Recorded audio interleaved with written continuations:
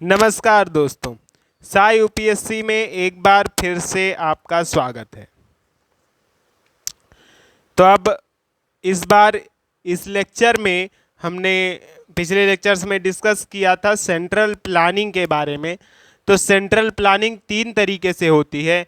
एक 5 year plan बनाए जाते थे, पहले की बात की जा रही है यहाँ पर। तो पहले 5 ईयर प्लान बनाए जाते थे।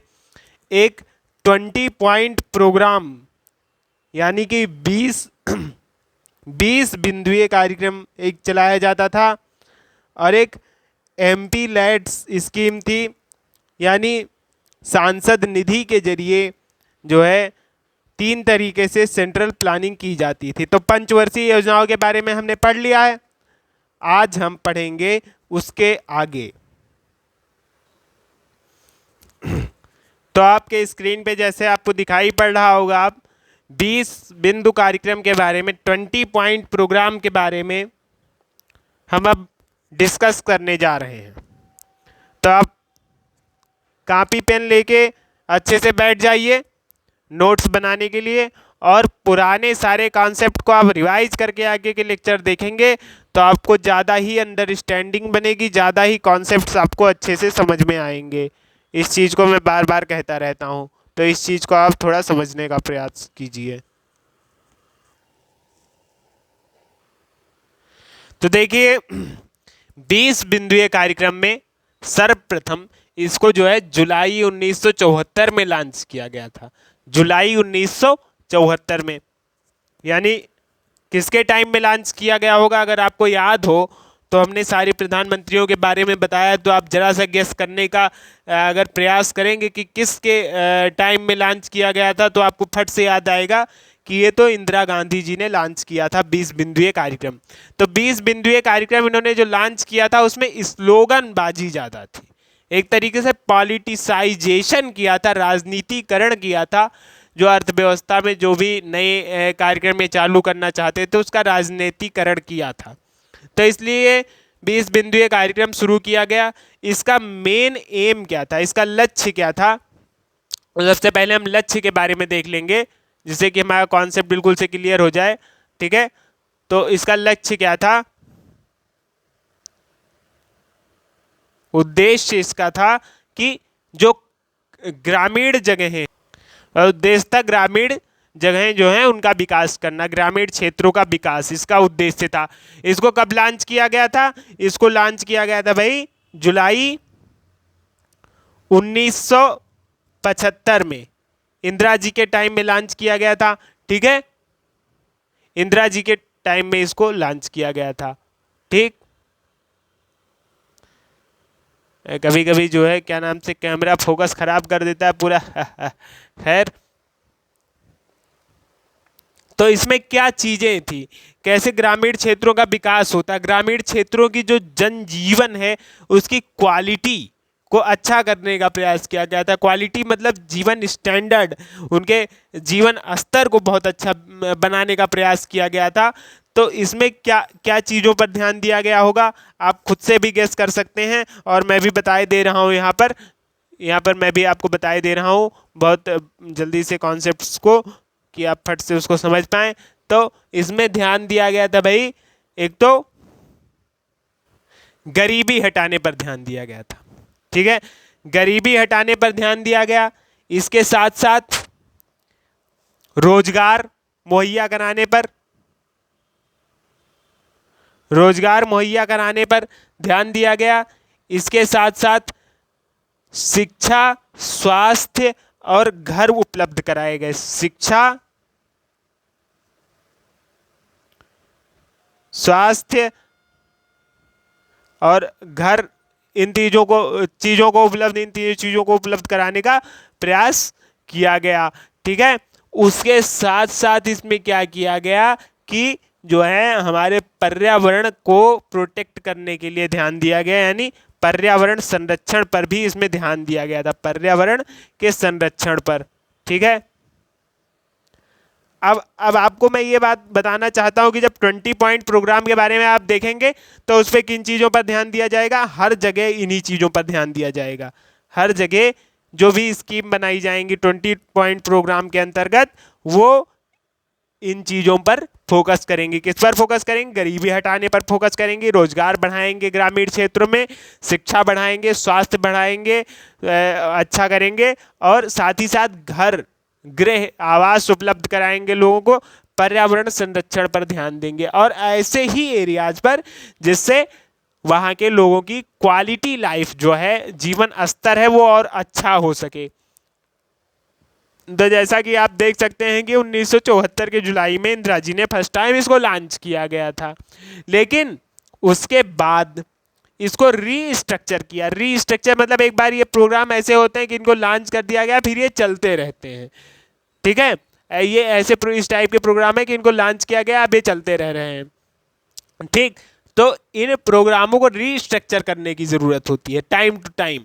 जैसे कि कुछ प्रोग्रामों के बारे में आप भी अगर सर्च करने की कोशिश करेंगे तो आपको मिल जाएंगे कि जिनको चालू किया गया इसके बाद वो चलते चले आ रहे हैं। जैसे सब्सिडी देना शुरू किया गैस वगैरह पर, तो सब्सिडी जब देना शुरू किया तब से लेकर के चलती आ रही, उस तरीके का ये 20 पॉइंट प्रोग्राम है कि ये कुछ सालों में ख़त्म नहीं हो जाएगा। इसको चालू किया तो चालू रहेगा। नरेगा मनरेगा जैसी ये योजना है, ठीक है। नरेगा मनरेगा भी इसी के अंतर्गत आप एक तरीके से देख सकते हैं, क्योंकि इसमें क्या होता है कि एम्प्लॉयमेंट जनरेशन पर हम ध्यान देते हैं, यानी रोजगार बढ़ाने पर हम ध्यान देते हैं, ठीक है। तो इसको खत्म नहीं किया जाता, लेकिन समय समय पर इसको रीस्ट्रक्चर करने की जरूरत पड़ती है। रीस्ट्रक्चर का मतलब ये होता है कि उसको और अच्छा रूप देने के लिए, क्योंकि समय के साथ जो डेमोग्राफी हुई, लोगों की विचारधाराएं बदली, लोगों की आवश्यकताएं बदली, तो उसके हिसाब से स्कीम को भी थोड़ा सा बदलने की ज़रूरत है। तो ये आपने पहली चीज़ देख ली, नंबर एक हो गया। नंबर 2 पे मैं आपको बताना चाहता हूँ, इसको रीस्ट्रक्चर किया गया कब? इसको 1982 में, और एंड ये लिखा है इंग्लिश में एंड, इसको और लिख देते हैं, और 1986 में, ठीक है। 1982 और 1986 में 20 पॉइंट प्रोग्राम TPP 86 नाम से इसी योजना को रीस्ट्रक्चर किया गया। रीस्ट्रक्चर मतलब पुनर्संगठित किया गया, एक बार उसको फिर से काट छांट करके नया रूप प्रदान किया गया, ठीक है। तो इसमें क्या किया गया कि टोटल 119 पॉइंट्स थे, ठीक है, उनको 20 मतलब पॉइंट्स में ग्रुप किया गया। 119 जो है चीजें थी, 119 स्कीमें थी, मान लीजिए कि 119 योजनाएं थी, योजना या स्कीम कहिए इसे, या स्कीम मतलब आप लोग जानते होंगे, स्कीम मतलब तो सीधी सी बात होती है, जो है स्कीम मतलब कोई भी योजना है, परियोजना जो चलाई जाती है उसे स्कीम कहते हैं। 119 स्कीमें थी, जिसको किसमें 20 पॉइंट्स में, 20 बिंदुओं में इनको संगठित किया गया, 20 पॉइंट्स में लिखा गया, ठीक है। आप इस बात को समझने का पूरा प्रयास करिएगा कि इनको कितने में लिखा गया, 20 बिंदुओं में, 20 पॉइंट्स में, 20 बिंदु में लिखा गया, ठीक है। क्यों 20 बिंदु में लिखा गया? क्योंकि हमारा 20 पॉइंट प्रोग्राम है, तो 20 पॉइंट प्रोग्राम को 20 बिंदु में ही हम लिख सकते हैं। और कितने आइटम्स को या कितने स्कीमों को, 119 स्कीमों को हमने जो है 20 बिंदु में जो है रिस्ट्रक्चर किया है, ठीक है। 20 बिंदुओं में हमने इसको रिस्ट्रक्चर कर दिया गया फट से, ठीक है। तो 20 बिंदुओं में जो रिस्ट्रक्चर किया गया 119 आइटम्स को, तो 119 में से आइटम कुछ इस प्रकार, थोड़ा इसको को सही करेंगे, और इस प्रकार से हम देख सकते हैं इस 119 जो पॉइंट्स थे उसमें क्या था कि मॉनिटर इनको करना था, ठीक है। इनको समय समय पर मॉनिटर करना था, समय समय पर इनकी जांच करनी थी, मतलब कि देखना था कि कितना इन्होंने जो है काम किया, ठीक है। समय समय पर इसको जो है जांच करनी थी, ठीक। तो जांच करने के लिए क्या किया गया, 119 स्कीमों को समय समय पर देखा गया, समय समय पर इनको चेक किया गया, एक तरीके से आप समझ सकते हैं, ठीक है। मॉनिटर किया गया, मॉनिटर को हम मॉनिटर ही यहां पर लिख देंगे, ठीक है। समय समय पर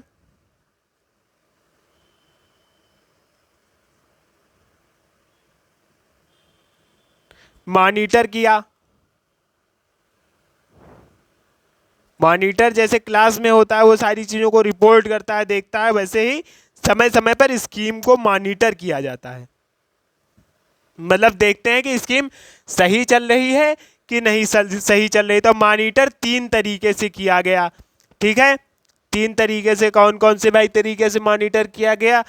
54 स्कीम को एक तरीके से, 54 को किस तरीके से मॉनिटर किया गया? 54 को इवोल्यूशनरी क्राइटेरिया से मॉनिटर किया गया। 54 को आप इसको इवैल्यूएशनरी क्राइटेरिया ही लिखेंगे और कुछ नहीं लिखेंगे।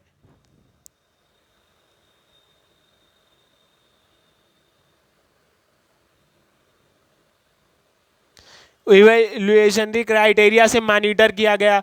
और अगर आपको इसके बारे में जानना है तो ये आपका टास्क है, आप इवैल्यूएशनरी क्राइटेरिया क्या है ये पता करिए। बस आप इतना जानिए कि 54 को इस तरीके से मॉनिटर किया गया।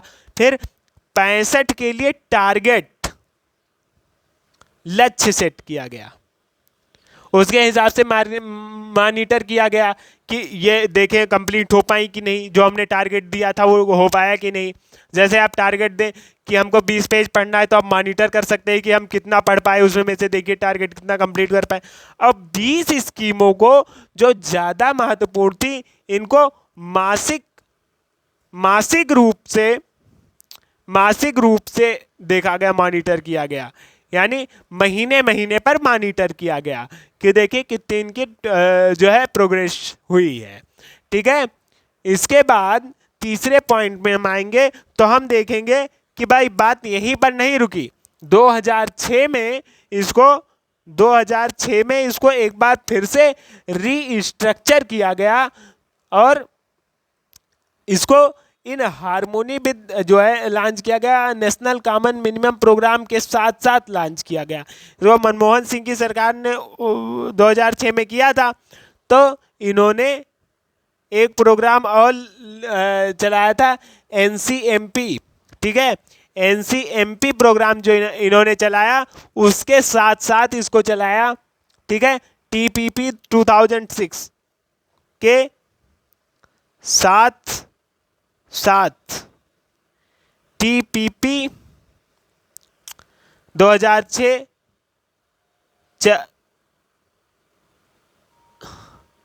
चलाया। समझ में आप बात को? कैसे चलाया? NCMP के साथ साथ चलाया, ठीक है। तो NCMP क्या है?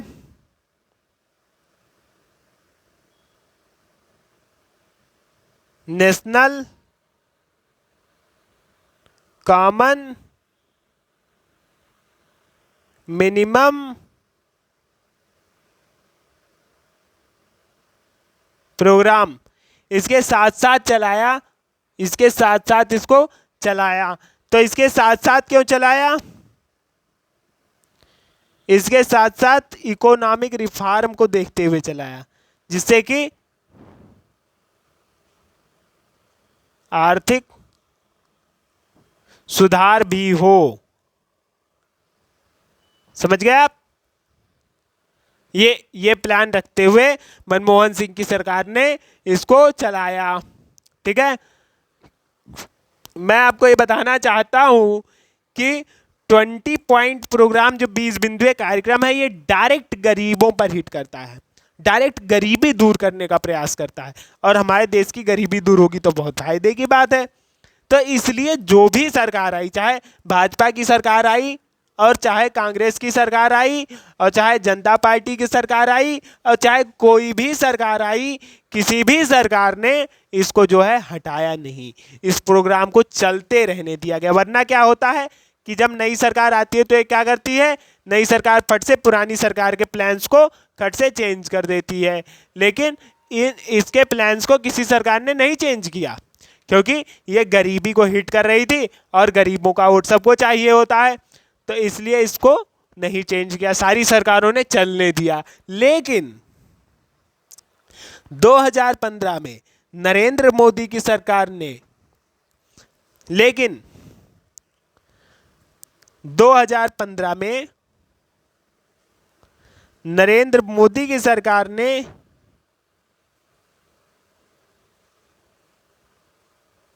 सरकार में एक एक संगठन है जिसका नाम है MOSPI। MOSPI इसका मतलब है ministry of statistics and programme implementation. तो इसमें जो है नरेंद्र मोदी के सरकार में जो मिनिस्ट्री है स्टैटिस्टिक्स और प्रोग्राम इम्प्लीमेंटेशन की जो मंत्रालय है, उसने इस मंत्रालय का नाम आप हिंदी में देख सकते हैं नेट पे सर्च करके कि इसका आपको मिल जाएगा नाम। तो इसने ये बताया, नरेंद्र मोदी सरकार को ये बताया कि ये योजना एकदम बेकार की है और इस योजना को आप जो है स्क्रैप कर दीजिए, मतलब डिलीट कर दीजिए, अब इस योजना को ख़त्म कर दीजिए।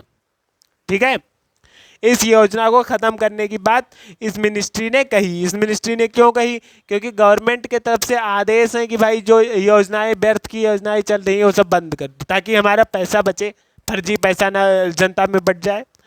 तो इसलिए ministry of statistics and programme implementation ने नरेंद्र मोदी सरकार को बताया कि इस योजना की कोई ज़रूरत नहीं है, 20 पॉइंट प्रोग्राम को ख़त्म कर दिया जाए। पर बहुत सारे अपोजिशन और वगैरह वगैरह के दबाव बनाने के चलते कि अगर इसको ख़त्म कर दिया तो गरीब आदमी जो 10-5 रुपया पा जा रहा है नहीं पाएगा, और वो नहीं पाएगा तो आपको वोट नहीं देगा, आप अगली सरकार में हार जाएंगे।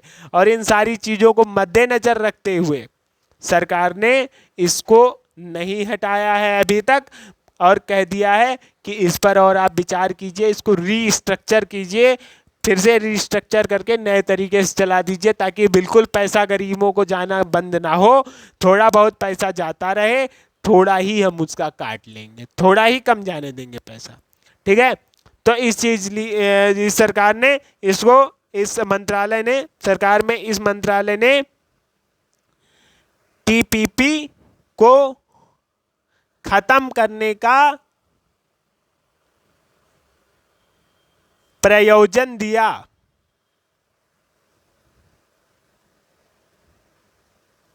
पर अभी यह विचाराधीन है।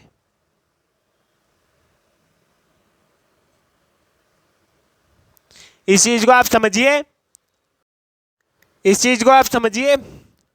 और अब आगे के बारे में हम आपसे डिस्कस करने जा रहे हैं। तो एक पॉइंट और मैं आपको बताना चाहूँगा कि इस मंत्रालय ने, ये मंत्रालय इसीलिए बनाया गया है कि स्कीमों को ख़त्म करें। तो 50 जो सेंट्रली स्पॉन्सर्ड स्कीम थी, CSS थी, उनको ख़त्म करके अब सिर्फ 30 योजनाओं को रखा है। यानी पहले जो 50 योजनाएं थी, केंद्रीय वित्तीय योजना जो थी, केंद्र द्वारा मतलब आधारित योजनाएं थी, उनको घटा करके अब सिर्फ 30 योजनाओं को रखा है। इसने ये सारी चीज़ें, एक नीति आयोग है और गवर्निंग काउंसिल है, उसके साथ डिस्कस करके किया है।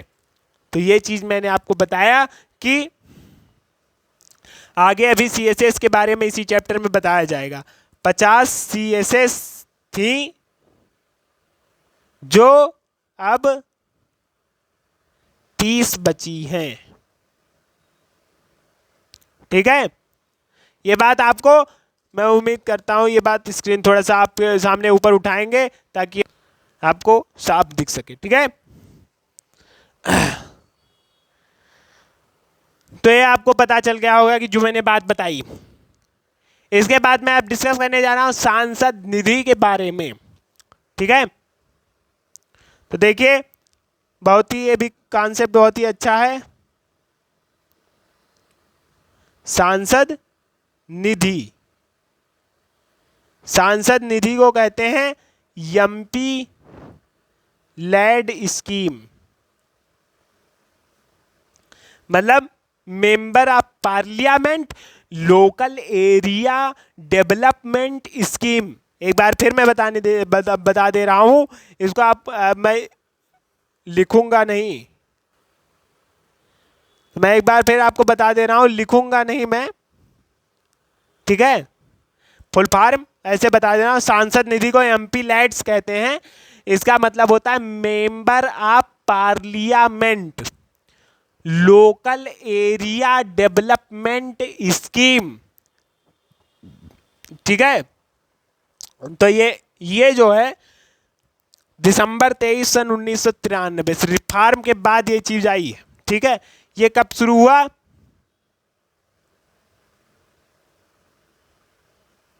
दिसंबर 23 1993, दिसंबर 23 1993 से ये शुरू हुआ। मतलब बहुत ही हाल ही में चालू हुई स्कीम है। इसके अंतर्गत सांसदों को 5 लाख रुपए हर साल, ठीक है, दिए जाते थे। हर साल 5 लाख रुपए, सॉरी हर साल नहीं, मतलब कार्यकाल में 5 लाख रुपए सांसद को दिए जाते थे। ठीक है, इस चीज को आप समझिए जरा सा। तो देखिए, ध्यान से देखिए, 5 लाख रुपए एक कार्यकाल में सांसद को दिए जाते थे। रुपए 5 लाख किसको? सांसद को।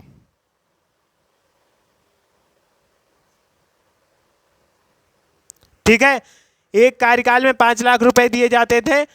फिर 94-95 में इस 5 लाख को सीधा 5 लाख से बढ़ा करके 1 करोड़ कर दिया। ठीक है, फिर 2 ही साल बाद इसको बढ़ा करके 1 करोड़ से सीधा 2 करोड़ कर दिया। ठीक है, फिर 2011 में इसको फिर बढ़ा करके 2 करोड़ से 5 करोड़ कर दिया गया। इतने पैसे सांसद को दे दिए जाते हैं। अब सांसद इसका जो चाहे वो कर सकता है अपने इच्छा के अनुसार, जो उसे लगे कि उसके जगह पर, उसके क्षेत्र में, उसकी कॉन्स्टिट्यूएंसी में, है ना, वो किसी भी उसके कॉन्स्टिट्यूएंसी के किसी भी जिले में जो भी चीज की जरूरत है, ठीक है, जो भी चीज की किसी भी सांसद के कॉन्स्टिट्यूएंसी क्षेत्र में जो भी चीज की उसकी जरूरत है। पहले आप थोड़ा सा इस बात को समझिए कि कोई सांसद है, उसका जो कॉन्स्टिट्यूएंसी क्षेत्र है, मतलब उसकी जो क्षेत्र है उसका, उसमें कोई जिला पहले वो चुन लेगा। ठीक है, फिर जिले का एक डीएम होगा, उस डीएम के साथ मिलजुल करके डिस्कशन करेगा और फिर उस डिस्कशन के हिसाब से जो निष्कर्ष निकलेगा कि यहाँ पर इतना पैसा लगाना चाहिए, तो वहाँ पर वो इस 5 करोड़ रुपए को पूरा लगा सकता है, या थोड़ा थोड़ा करके 2-3 जिले में लगा सकता है। इस बात को आप समझिएगा कॉन्सेप्ट को, तो आपको बिल्कुल क्लियर हो जाएगा कॉन्सेप्ट। ठीक है, अब जब मनमोहन सिंह जी की सरकार आई तो इन्होंने,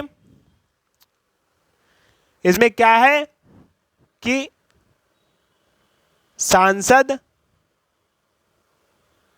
अपने क्षेत्र में जाएगा, पहले क्षेत्र में अपने क्षेत्र के किसी जिले को चुनेगा। स्क्रीन को थोड़ा सा ऊपर उठाएंगे। अपने क्षेत्र में गया, क्षेत्र के किसी जिले को चुना, जिले को चुना, ठीक है, जिले को चुना, फिर प्लस वहां के डीएम को बुलाएगा। वहां के डीएम के साथ डिस्कशन करके जहां जरूरत होगी, जहां जरूरत होगी, ठीक है, जहां जरूरत हो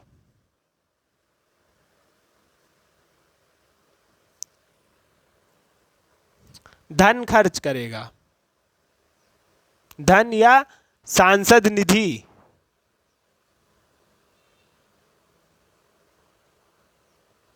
खर्च करेगा।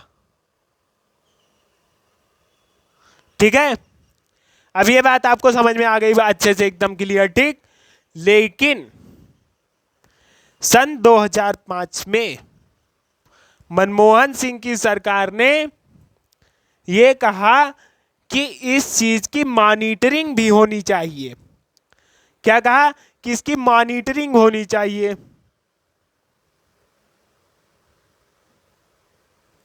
मॉनिटर हो,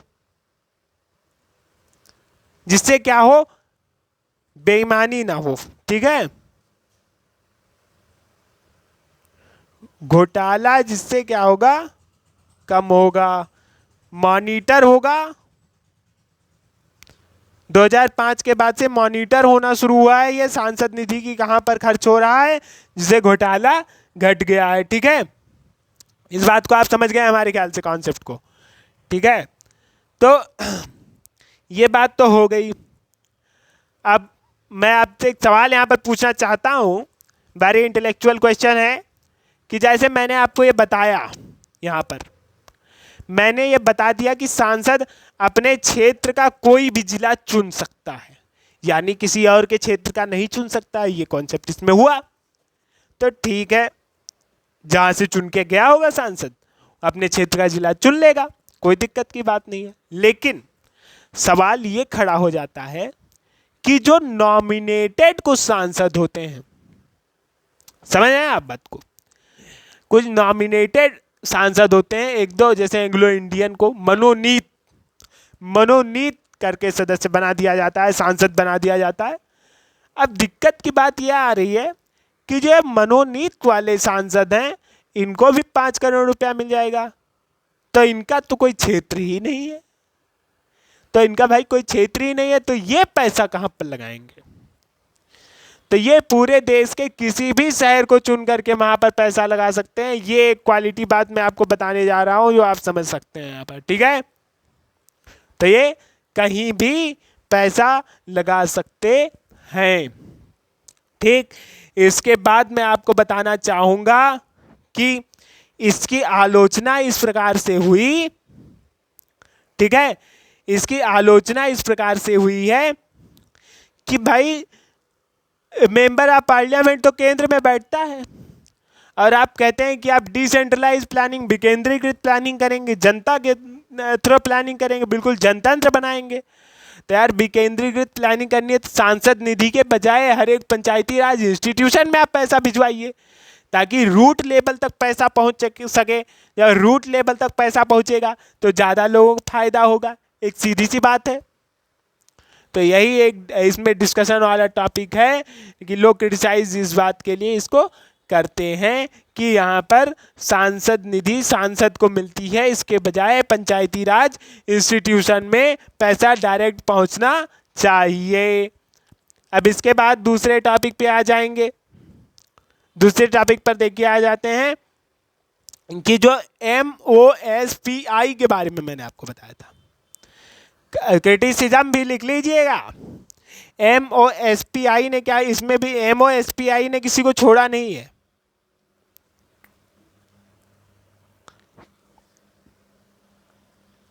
MOSPI ने क्या किया, अब इसके साथ वो देख लीजिए, बहुत ही कमाल का काम किया होगा। MOSPI ने कहा कि अब हम कुछ आइटम बता देंगे जहां पर पैसा नहीं खर्च कर सकते। क्यों ये सब कर दिया, क्योंकि MP लोग कुछ ऐसी जगह पैसा खर्च कर देते थे कि जिसका अच्छे से हिसाब ही ना लगाया जा सके, और कहते हैं कि यहाँ पर हमने पैसा खर्च कर दिया। जैसे कि कह देते कि गरीबों को कंबल बांट दी, GM के द्वारा बंटवा दिया, और उसमें आधा से ज़्यादा पैसा घपला कर जाते और लोगों को पता ही नहीं चलता। तो ऐसे प्रोहिबिटेड आइटम, कुछ आइटम्स को रोक दिया है। MOSP ने क्या किया, पहला काम कुछ, तो देखिए 2014 में MOSPI ने 2-3 काम किया है कि कुछ जगह पर खर्चों में रोक लगा दी है, ठीक है।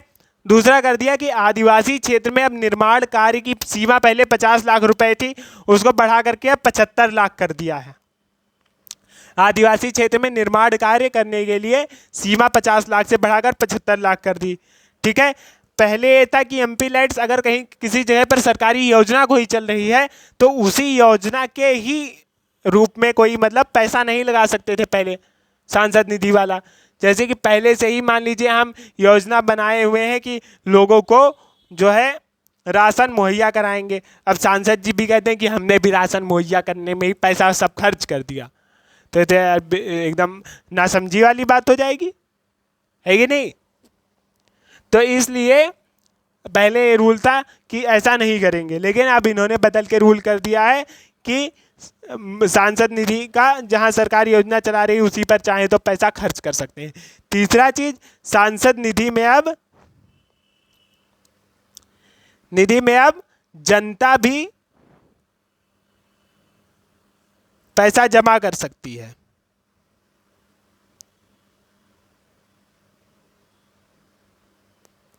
ये तो इस तरीके से नियम लेके आए हैं कि जैसे जो सांसद निधि में पैसा देते हैं वो सांसद अपने जेब से देते हैं, कि सांसद निधि में अब जनता भी पैसा जमा कर सकती है। जनता का ही तो पैसा है ही, सरकारी पैसा पूरा का पूरा। लेकिन देखिए, पांचवा इन्होंने एक कॉन्सेप्ट लाए हैं कि 1 MP 1 आइडिया, मतलब एक सांसद एक विचार। इससे इन्होंने कहा है प्रतिस्पर्धा बढ़ेगी, प्रतिस्पर्धा बढ़ेगी और ज़्यादा अच्छा हम लोग को आउटपुट मिल पाएगा, यानी कि ज़्यादा अच्छा हम लोग का जो है भाई क्या हो पाएगा, रिजल्ट निकल के आ पाएगा। ज़्यादा अच्छा हम लोग ये देख पाएंगे कि सांसद अपने काम ज़्यादा अच्छे से करेंगे सांसद निधि में, कि 1 MP 1 आइडिया।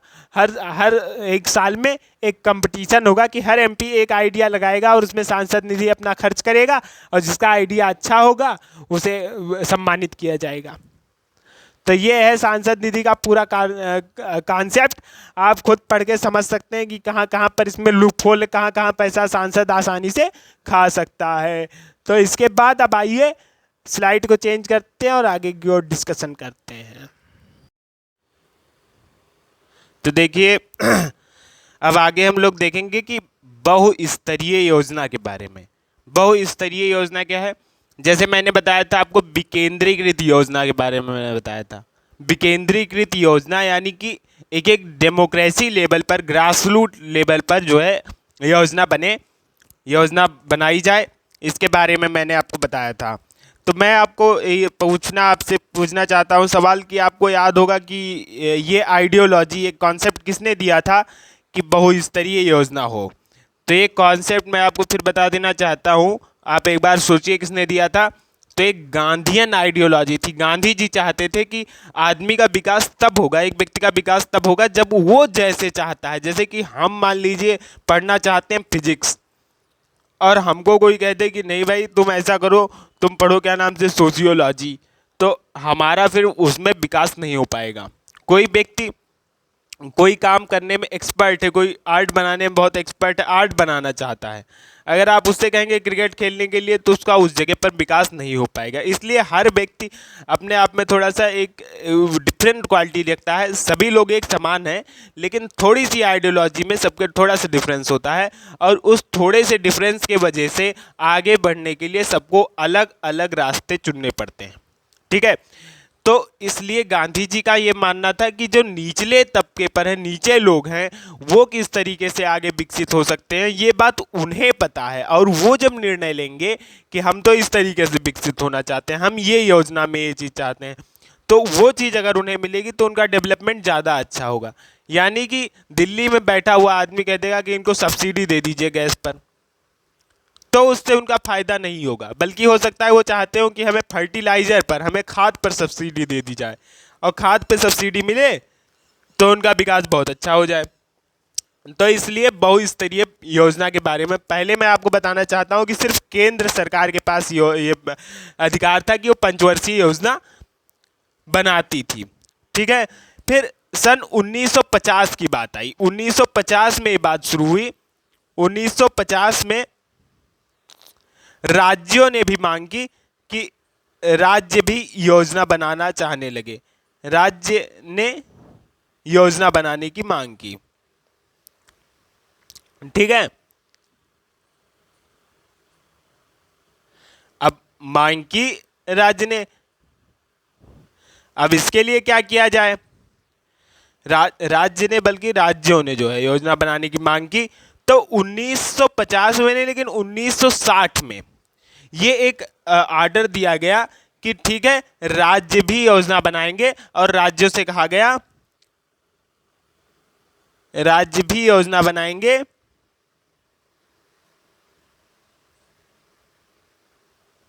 और साथ ही साथ राज्यों से ये कहा गया कि आप लोग योजना तो बनाइए ही बनाइए, साथ ही साथ आप जो आपसे नीचे के स्तर हैं उन पर भी प्रमोट करिए कि जिला स्तर पर भी योजना बने। मतलब इनसे ये कहा गया कि राज्य, जिला और निचले स्तर पर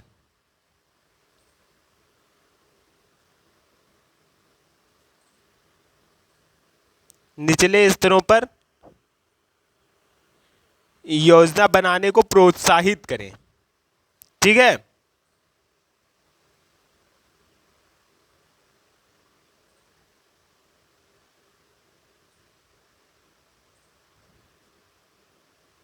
ये एक बात हो गई, ये मैंने लिख दिया डिटेल में आपके पास। ठीक है, तो धीरे धीरे इससे क्या हुआ कि 1980 तक हर एक स्तर पर योजना बनने लगी। तो 1980 तक क्या चीज हो गई उस चीज के बारे में मैं बताऊंगा।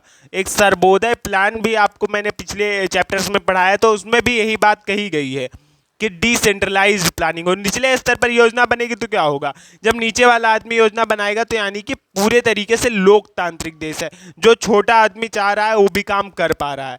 तो इस चीज को प्रमोट करने का हमारे देश में लोगों ने काम किया।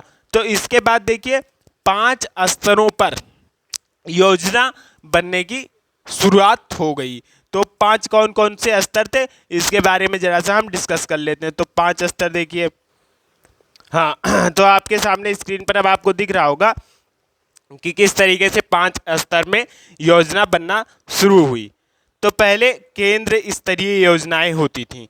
मतलब सबसे पहले कौन सी योजना बनेगी, केंद्र स्तरीय योजना। यह है एक टॉप डाउन अप्रोच कि सबसे ऊपर वाले ने पहले निर्णय ले लिया कि ये काम हम करेंगे, उसके बाद नीचे नीचे वाले करते जा रहे हैं। तो जो प्लानिंग कमीशन थी, प्लानिंग कमीशन का यही अप्रोच था कि पहले केंद्र योजना बनाता था, उसी के आधार पर राज्य बनाता था, उसी आधार जिला बनाते थे, उसी के आधार पर ब्लॉक बनाता था और उसी के आधार पर स्थानीय निकाय भी योजना बनाते थे। लेकिन क्या हुआ कि धीरे धीरे अब जब नई नीति आयोग आ गई है तो उसका कॉन्सेप्ट बदल गया है। इसमें क्या है कि नीचे लोकल लेवल पर स्थानीय निकाय सबसे पहले योजना बनाते हैं, फिर वो योजना सब ब्लॉक पर जमा हो जाती है, तो ब्लॉक उससे मिला जुला करके ब्लॉक योजना बनाता है, उससे मिला जुला करके जिला योजना बनाता है, सारे जिले मिल करके फिर राज्य की योजना बनती है और सारे राज्यों की योजना को मिला करके केंद्र की योजना बनाई जाती है। तो केंद्र स्तरीय योजना में क्या होता था कि 2-3 खास खास चीजें होती थी। एक तो पंचवर्षीय योजना, मतलब 5 ईयर प्लान। ठीक है, पंचवर्षीय।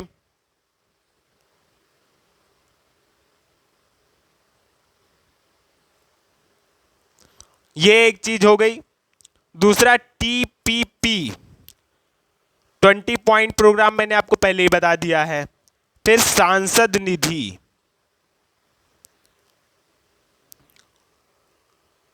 सांसद निधि को एमपी लैड्स कहा जाता है, member of parliament local area development scheme.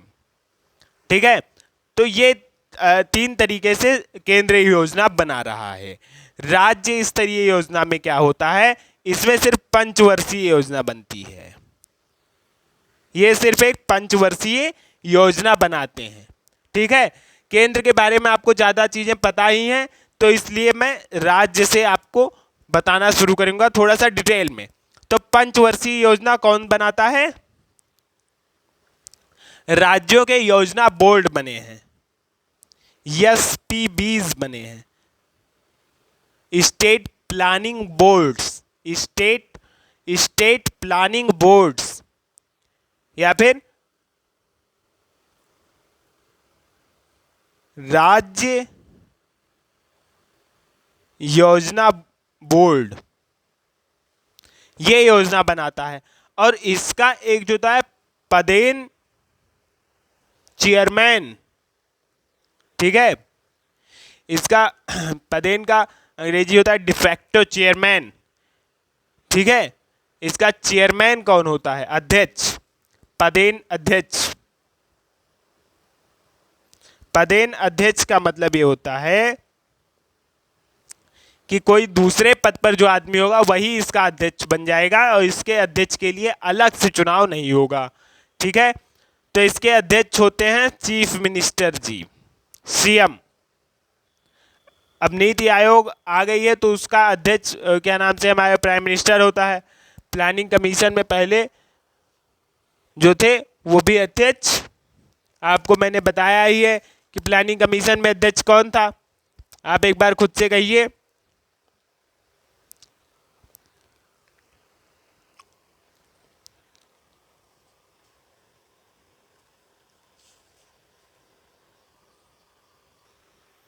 तो आपने बिल्कुल सही गेस किया कि प्लानिंग कमीशन में यानी कि केंद्र स्तर में अध्यक्ष पीएम था, इसके नीचे अध्यक्ष चीफ मिनिस्टर हो गया। अब जिला स्तरीय योजना बनाने के लिए जिला योजना बोर्ड है।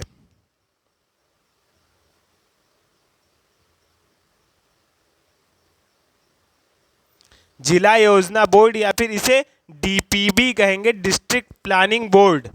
इसका अध्यक्ष कौन होता है? डीएम होता है इसका अध्यक्ष। इसका अध्यक्ष डिस्ट्रिक्ट मजिस्ट्रेट होता है। मतलब डीएम भी चाहे तो अपने यहाँ कोई योजना बना सकता है कि हम अपने यहाँ इस तरीके से काम करेंगे। इसके बाद जो ब्लॉक लेवल पर जो योजना बनती है, ठीक है, ब्लॉक लेवल पर जो योजना बनती है, मैं आपको एक बात और इसमें अपडेट कर देना चाहूँगा कि ये जो जिला स्तरीय योजना वाली बात आई है ये 74वें संविधान संशोधन से आई है, कॉन्स्टिट्यूशनल अमेंडमेंट एक्ट से आई है 74वें। तो यानी कि बहुत पहले, इससे पहले ये चीज़ एकदम लिखा पढ़ी में थी नहीं, ऐसे ऊपर ऊपर से थी सिर्फ। ठीक है, तो ब्लॉक स्तरीय योजना में कौन जो है अध्यक्ष होता है और कौन नोडल बॉडी कौन होती है? मतलब जैसे ये सब नोडल बॉडी है। राज्य योजना बोर्ड मतलब जहाँ पर सब लोग बैठ करके योजना बनाएंगे। कहाँ पर बनाएंगे? तो ब्लॉक जो योजना बनाते हैं वो भी कहाँ पर बनाते हैं? डीपीबी में ही बनाते हैं, यानी कि डीएम के समकक्ष बैठ करके। इसके बाद डिस्ट्रिक्ट प्लानिंग बोर्ड यानी जिला योजना बोर्ड में वो योजना बनाते हैं। ठीक है, अब इसके बाद जो स्थानीय निकाय स्तर पर जो योजना बनाती है, स्थानीय स्तरीय योजना जो होती है, उसमें 3 क्षेत्रों में चीज़ों को विभाजित किया गया है। 3 क्षेत्रों में विभाजित इसलिए किया गया है क्योंकि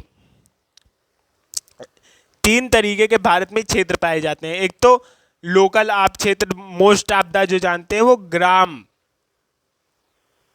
हैं, यानी कि गांव है, ग्रामीण एरिया है।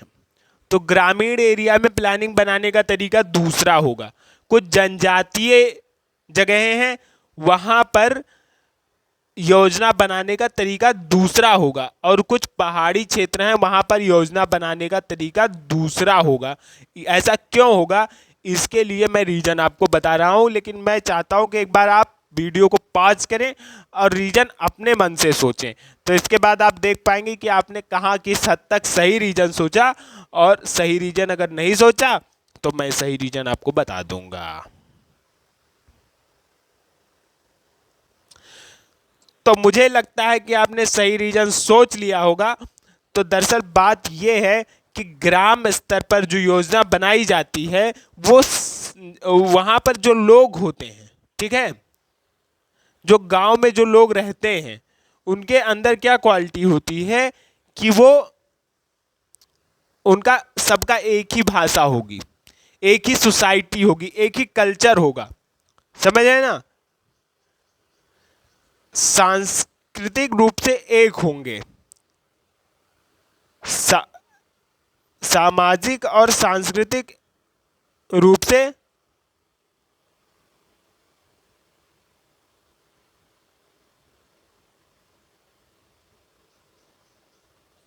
समानता होगी। ठीक है, थोड़ा सा स्क्रीन को ऊपर उठाएंगे। सामाजिक और सांस्कृतिक समानता होती है, लेकिन यहाँ पर आर्थिक असमानता होती है।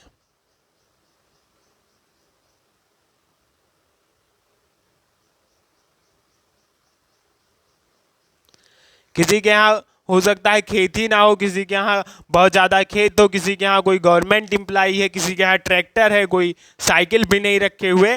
तो इस तरीके से यहाँ पर आर्थिक असमानता होती है। लेकिन क्या होता है, सामाजिक और सांस्कृतिक समानता होती है। लगभग सभी एक ही धर्म के लोग रह रहे हैं, एक ही समुदाय के लोग रह रहे हैं, और उनकी जो है बातचीत, लैंग्वेज सेम टू सेम है, सब लोग एक दूसरे को जानते हैं। तो ये चीज़ होती है।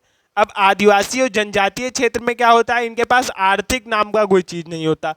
तो आर्थिक समानता सबके अंदर हो जाती है कि सब लोग ज़्यादातर गरीब ही होते हैं। ठीक है, तो आर्थिक भाई इनके अंदर हो जाएगी आर्थिक समानता। लेकिन दूसरे फ्रंट पर इनके अंदर सांस्कृतिक और ये वाली इनके अंदर विभिन्नता हो जाएगी या असमानता। तो ऐसी असमानता क्यों होती है, क्योंकि एक ही आदिवासी क्षेत्र में आप चले जाएंगे तो वहां पर कई तरीके की आदिवासी जनजातियां आप देखेंगे, पाएंगे कि रहती हैं। तो कई तरह की जनजातियां रहती हैं, तो उनके अंदर इतनी भिन्नता होती है कि उनकी सबकी भाषा तक भी अलग होती है। आप देखेंगे कि एक ही गांव में 4 तरीके की कम्युनिटी रह रही है, उनकी भाषा भी चारों की अलग है, और उनके त्यौहार, रिचुअल, सब कुछ पूरी तरह भिन्न होते हैं। ठीक है, तो इसलिए इन दोनों जगह अलग अलग तरीके से प्लान बनाने की ज़रूरत होती है। इस चीज़ को आपको समझना चाहिए। ठीक है, अब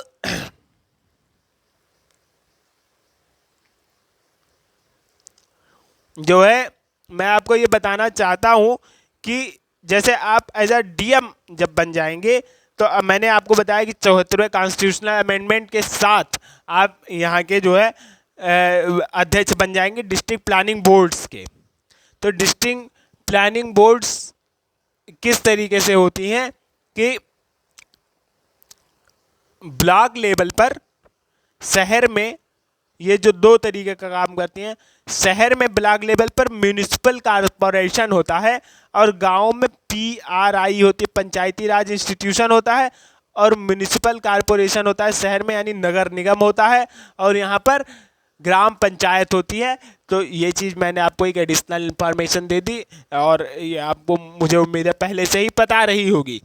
तो ये बहुस्तरीय योजना का फायदा क्या हुआ, मैं आपको फिर वही बात बताना चाहता हूँ जो कि मैंने बताई थी कि इसका उद्देश्य सिर्फ यही था कि हम विकेंद्रीकृत योजना कर सकें।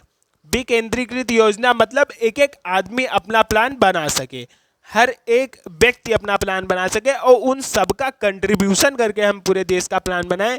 तो इस तरीके से डेमोक्रेसी दिखाई पड़ेगी, सबका प्लान होगा। ठीक है,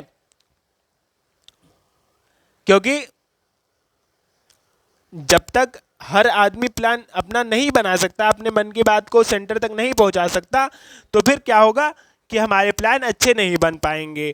तो इसमें क्या तरीका होना चाहिए, ठीक है, आप इस बात को बिल्कुल समझने की कोशिश कीजिएगा। ठीक है, इसको मैं थोड़ा सा स्क्रीन को नीचे करना चाहूँगा। इसमें मैं आपको बताना चाहता हूँ कि सबसे पहले स्थानीय लेवल पर योजना बने। ठीक है, इसके बाद ये योजना चली जाए ब्लॉक लेवल पर। इन सारी योजनाओं को देखते हुए ब्लॉक लेवल वाले योजना बनाएं। फिर सारे ब्लॉकों की योजना इकट्ठा होकर जिले लेवल पर चली जाए, सारी चीज़ों को देखते हुए जिला में योजना बनाई जाए। फिर सारे जिलों की योजनाएं इकट्ठा होकर राज्य में चली जाए, राज्य योजना बनाए। फिर सारे राज्यों की योजनाएं इकट्ठा होकर के केंद्र में चली जाए और केंद्र योजना बनाए। तो इस तरीके से सबकी योजनाएं एक दूसरे से मिली जुली होंगी, और जो केंद्र योजना बनाएगा उसमें हर आदमी का प्रतिनिधित्व हो जाएगा। इस बात को आप समझ रहे होंगे।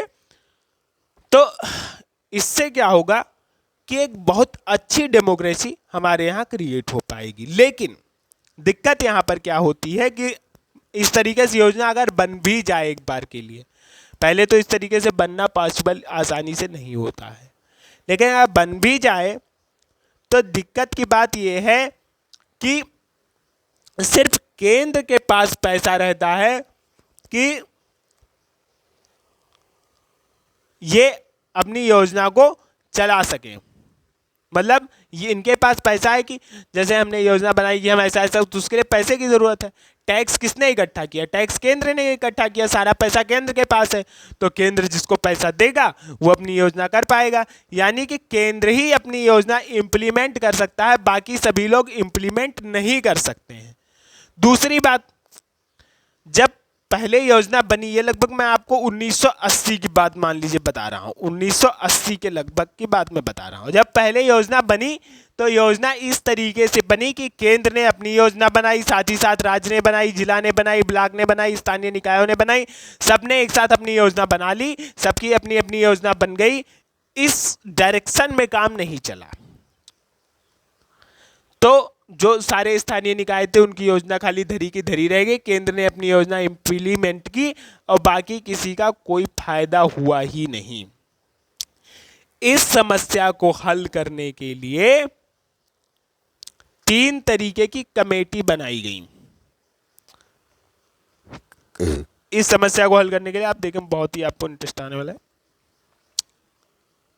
1985 में जीवी के राव कमेटी बनाई गई। ठीक है, जीवी के राव आयोग। उसके बाद 1986 में एलएम सिंघवी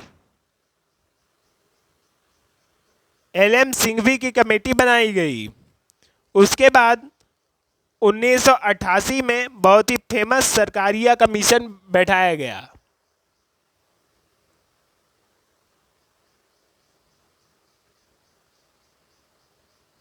सरकारिया कमीशन बैठाया गया। तो इन तीनों ने ये जो रिपोर्ट अपनी ला कर दी, इन तीनों की रिपोर्ट से क्या हुआ,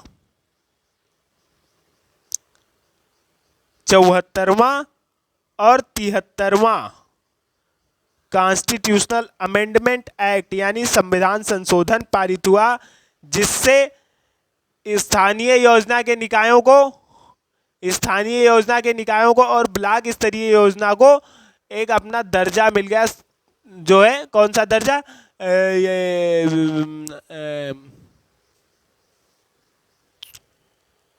कॉन्स्टिट्यूशनल दर्जा। यही मुझे दिक्कत होती है,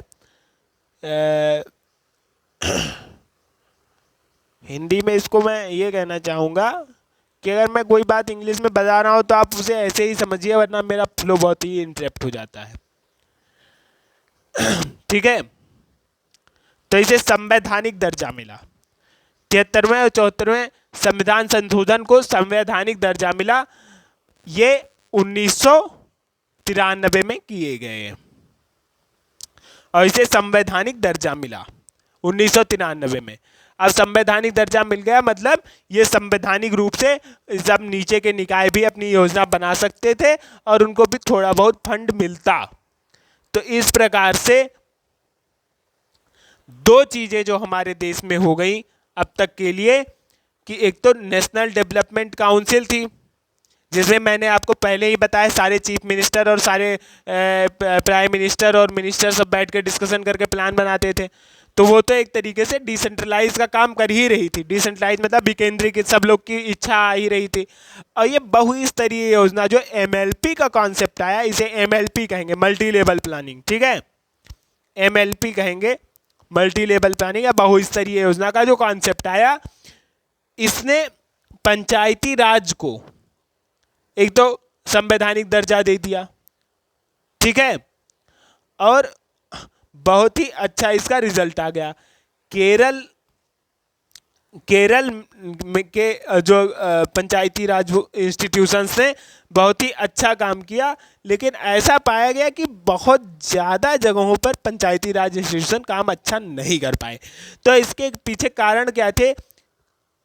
पंचायती राज इंस्टीट्यूशन थोड़ा सा बाकी जगहों पर फेल हुआ। तो फेल होने के पीछे क्या कारण था, इस चीज़ को हम थोड़ा सा समझेंगे। तो PRI फेल क्यों हुए, उसके पीछे क्या कारण थे? तो उसके पीछे कारण ये था, पहली चीज कि इनके पास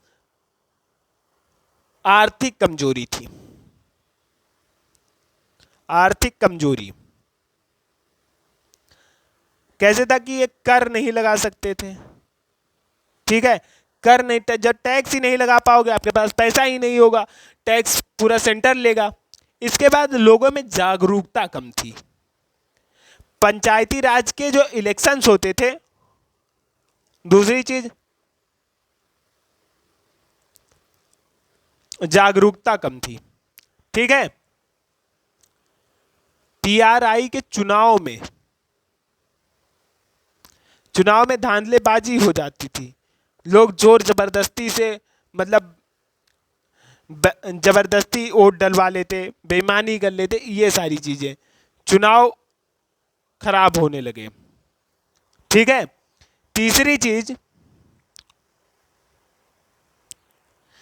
जो तीसरी चीज थी कि राज्य सरकारें पीआरआई को कोई अपने तरफ से पावर नहीं देना चाहती थी, पीआरआई को शक्तियां नहीं दे रही थी।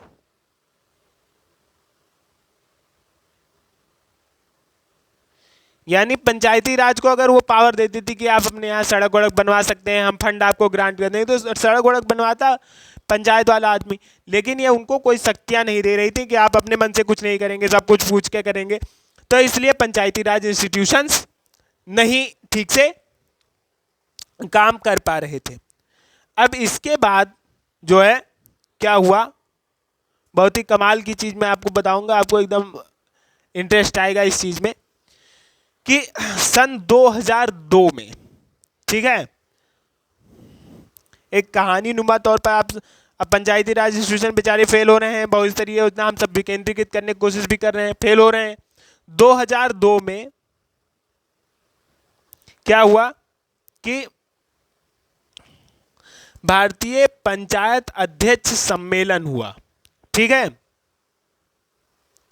इस चीज को बहुत ही ध्यान से आप समझिएगा।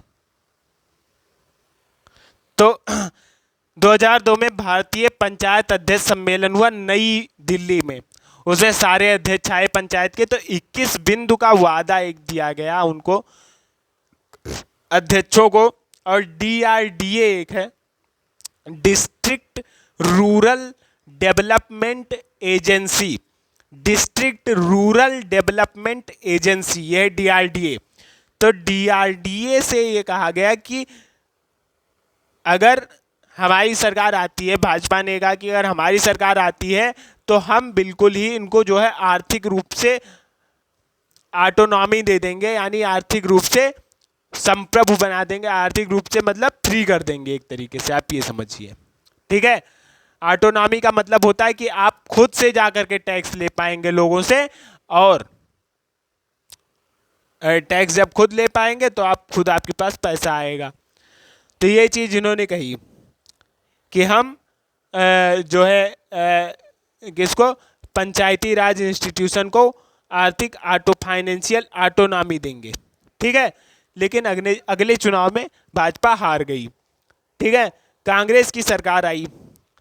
तो कांग्रेस की सरकार ने इस बात पे ज्यादा ध्यान नहीं दिया, लेकिन थोड़ा स्क्रीन को ऊपर उठाएंगे, कांग्रेस की सरकार ने 2006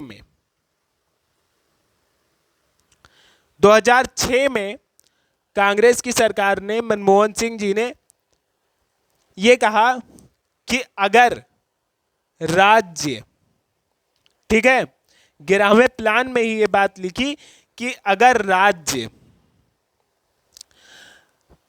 पंचायती राज इंस्टीट्यूशंस को उनकी शक्तियां नहीं दे देंगे, है ना, कि राज्य अगर पीआरआई को पावर नहीं दे देंगे, पीआरआई को शक्ति नहीं देंगे,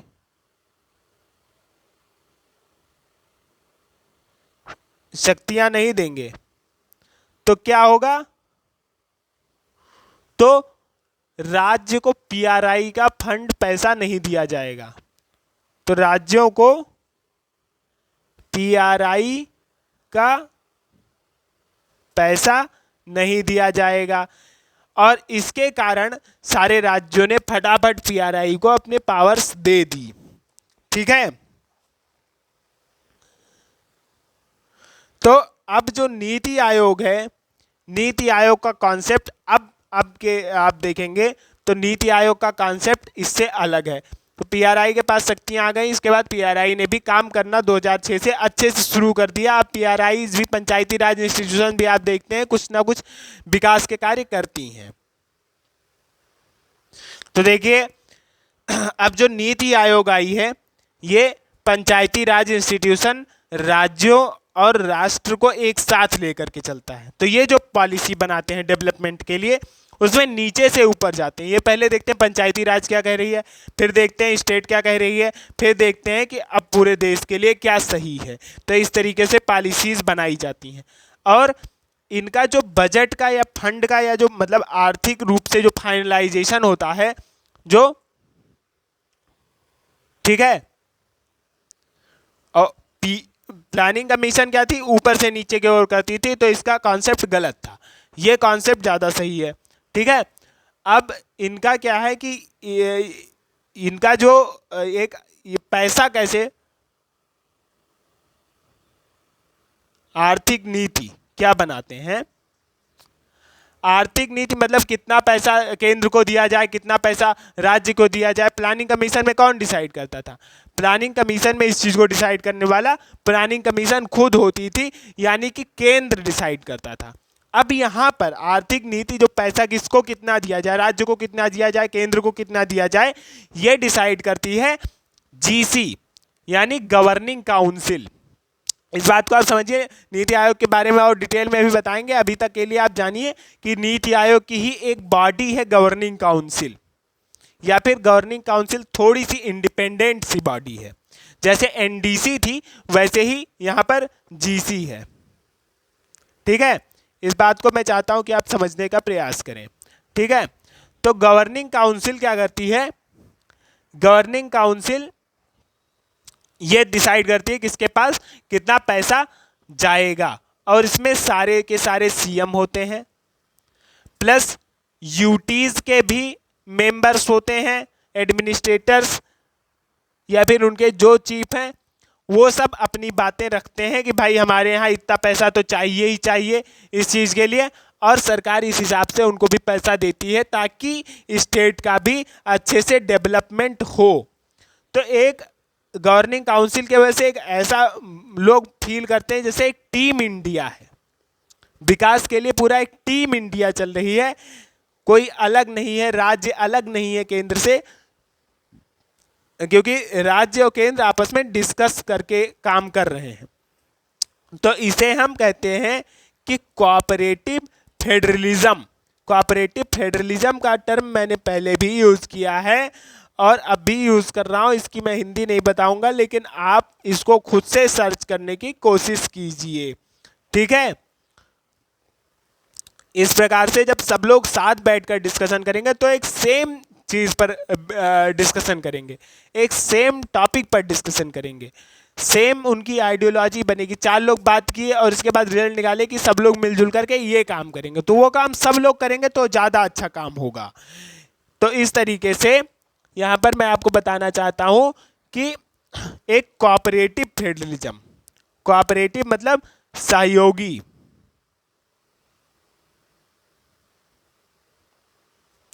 और फेडरलिज्म मतलब संघवाद, सहयोगी संघवाद। सहयोगी संघवाद मतलब कि संघ में जो जो राज्य हैं वो राज्य संघ को सपोर्ट कर रहे हैं और संघ राज्यों को सपोर्ट कर रहा है, सब लोग मिलजुल करके एक टीम इंडिया लेकर के चल रहे हैं। ये कोऑपरेटिव फेडरलिज्म की स्पिरिट को बढ़ाता है, कोऑपरेटिव फेडरलिज्म की भावना को बढ़ाता है, ठीक है। तो अब मैं आपको पहले बताना चाहूँगा कि स्टेट की जो फंडिंग थी वो 2015 तक कैसी थी, उसके बाद हम बाद में डिस्कस करेंगे कि वो कैसे कैसे बदलते बदलते कैसे कैसे और क्या क्या ज़रूरत पड़ी उसको बदलने की और कैसे वो पूरी तरह बदल गई, ठीक है।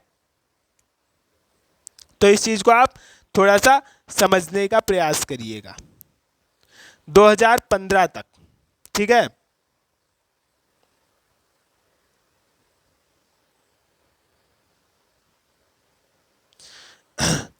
2015 तक जो है देखेंगे कि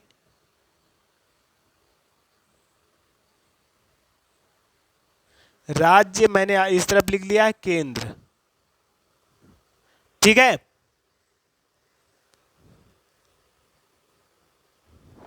तो सबसे पहले बात होगी कि राजस्व, राजस्व कौन इकट्ठा करता था? केंद्र इकट्ठा करता था। 2015 तक सिर्फ केंद्र इकट्ठा करता था, और जो भी टैक्स सेंटर इकट्ठा करता था, जो भी राजस्व केंद्र इकट्ठा करता था उसका, ठीक है, राजस्व जितना भी, क्योंकि राजस्व ही एक तरीका है जिससे पैसा आ सकता है। तो राजस्व जितना भी इकट्ठा होता था उसका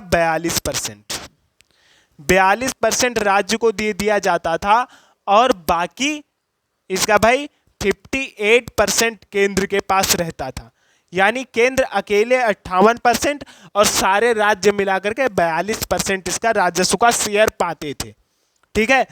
और इसके साथ साथ क्या होता था कि अगर राज्य कभी उधार मांगे तो उसे लोन या अपने तरफ से अपनी स्वेच्छा से ही केंद्र कभी मदद देना चाहे तो मदद या उधार, ये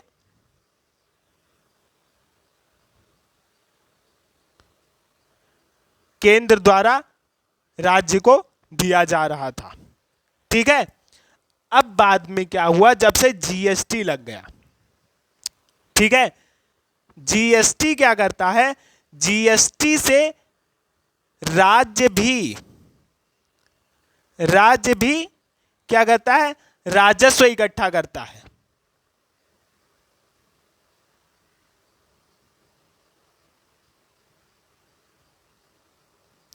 राज्य भी यानी कि पैसा इकट्ठा करने लगा अब, ठीक है। उसके साथ साथ मैं आपको बताना चाहता हूं कि अब एक ऐसा नियम आ गया था, एक ऐसा नियम आ गया कि अपनी फिजिकल रिस्पांसिबिलिटी एक्ट वाला जो मैंने आपको बताया था, ठीक है, कि जो है अब स्टेट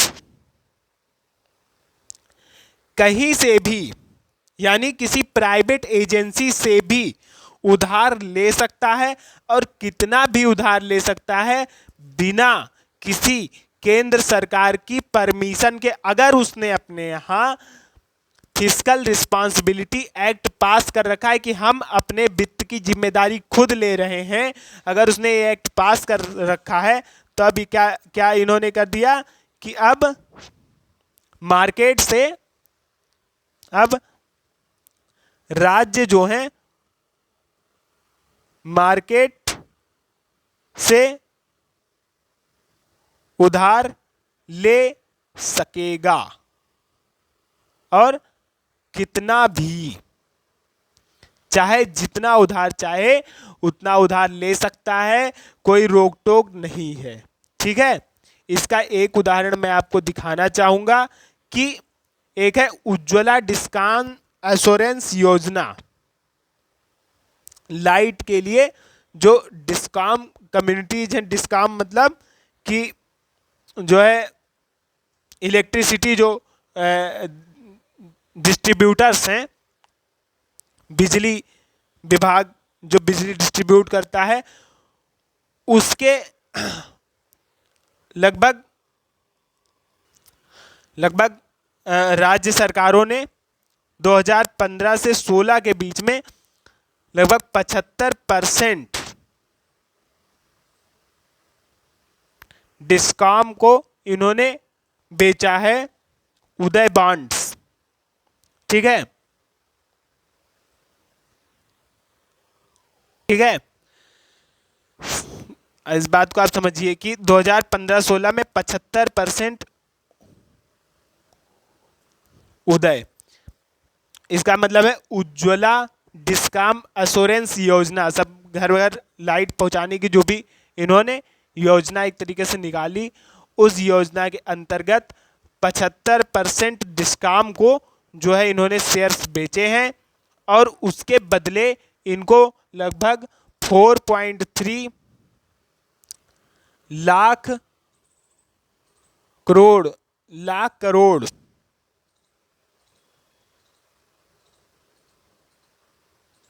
इतने रुपए इनको मिले हैं उधारी के। किस तरीके से कि मार्केट से इन्होंने डायरेक्ट उधार ले लिया। मार्केट में किसको? डिस्काम को अपने उदय बांड्स बेचे और इन्होंने पट से उधार पा लिया। इसके बारे में एक बार मैं फिर डिस्कस कर लूँगा अगले टॉपिक में, और इसके बाद हम प्लानिंग कमीशन पर आएंगे और फाइनेंस कमीशन के बीच में डिफरेंस देखेंगे किस तरीके से राज्य और स्टेट के बीच में ये चलती रही चीज़ें, मतभेद, और किस तरीके से हमारे देश में डिसेंट्रलाइज प्लानिंग डेवलप हुई और किस तरीके से आज हमारे देश में नीति आयोग काम कर रही है। तो एक बार फिर से इस चीज़ को मैं समअप करना चाहूँगा कि 2015 से पहले राज्यों को सिर्फ 42% मिलता था टैक्स के शेयर का। अब वो 42% तो जो केंद्र टैक्स जमा करता था उसका 42% मिलता था, क्योंकि राज्य कोई टैक्स जमा ही नहीं करता था। लेकिन अब राज्य भी टैक्स इकट्ठा करता है और उसके साथ साथ वो 42% पाता है। और तीसरी चीज, अब राज्य मार्केट से उधार ले सकता है। कैसे ले सकता है उधार? बिना केंद्र की इजाजत के, मतलब कोई परमिशन लेने की जरूरत नहीं है। एक fiscal responsibility and management act है, ठीक है। ये एक्ट अगर पास कर रखा है, fiscal responsibility and management act, तो कोई दिक्कत ही नहीं है। हर एक राज्य जितना चाहे उतना अनलिमिटेड उधार ले सकता है। इस प्रकार से आप इस बात को समझ गए होंगे। और दूसरी चीज, इसका मैंने एक उदाहरण बताया कि 75% अपने उदय बांड्स को सेल करके गवर्नमेंट ने डिस्काम को 4.3 लाख करोड़ रुपया उसने कमाया है। और इस तरीके से हमारा देश बहुत ही तेजी से डेवलप कर सकता है। इस तरीके से राज्य के पास भी पैसा होता है तो वो भी अपने डेवलपमेंट प्रोग्राम में पैसे को लगा सकता है। आगे इसके बारे में और डिस्कस करेंगे। तब तक के लिए बहुत बहुत धन्यवाद।